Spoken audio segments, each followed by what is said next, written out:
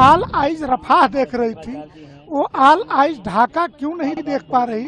भारत सनातन धर्म सदैव शांति का पक्ष धर रहा है, अहिंसा अशांति नहीं चाहा, लेकिन जब शांति से काम नहीं चलता तो वैदिकी में हिंसा हिंसा न भवति।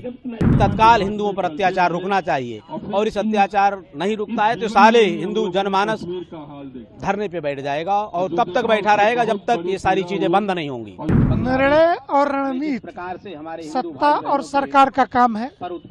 हमारा काम इतना है, सरकार पर दबाव बनाकर संयुक्त राष्ट्र संघ तक, सड़क से संसद तक और संयुक्त राष्ट्र संघ तक बांग्लादेश के हिंदुओं की बात, उनके रक्षा की बात पहुंचाई जाए, क्योंकि कल तक इन वामपंथी और भारत के विपक्षियों की ऑल आइज रफाह देख रही थी, वो ऑल आइज ढाका क्यों नहीं देख पा रही, बांग्लादेश के हिंदुओं को क्यों नहीं देख पा रही है, यह प्रश्न चिन्ह है।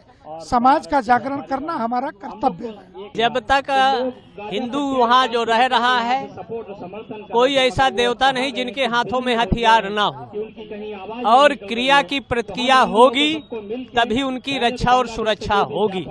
वैसे भारत सनातन धर्म सदैव शांति का पक्ष धर रहा है, अहिंसा अशांति नहीं चाहा, लेकिन जब शांति से काम नहीं चलता तो वैदिकी में हिंसा हिंसा न भवति।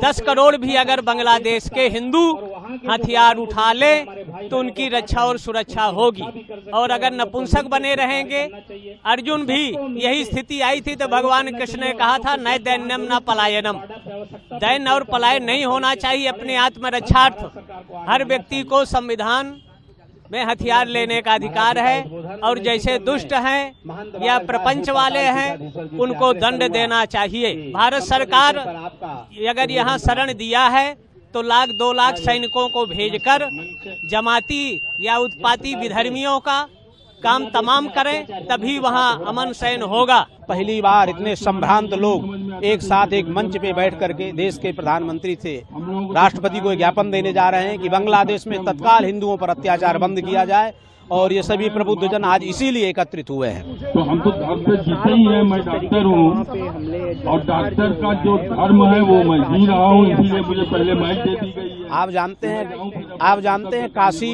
विश्व की सांस्कृतिक राजधानी है, और यहाँ के जो पूज्य संत पद्मश्री शिक्षाविद सब एक साथ एक मंच पे ये मांग कर रहे हैं कि तत्काल हिंदुओं पर अत्याचार रुकना चाहिए, और इस अत्याचार नहीं रुकता है तो साले हिंदू जनमानस धरने पे बैठ जाएगा और तब तक बैठा रहेगा जब तक ये सारी चीजें बंद नहीं होंगी। आज बांग्लादेश में क्या हुआ?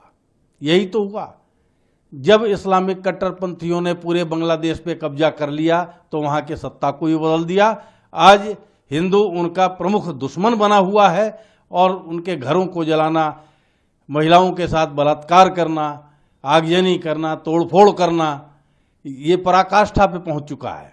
भारत सरकार से मैं बार बार आग्रह करता हूं कि इस पर रोक लगाने का काम करें, और भारत सरकार ये मजबूती के साथ कर सकती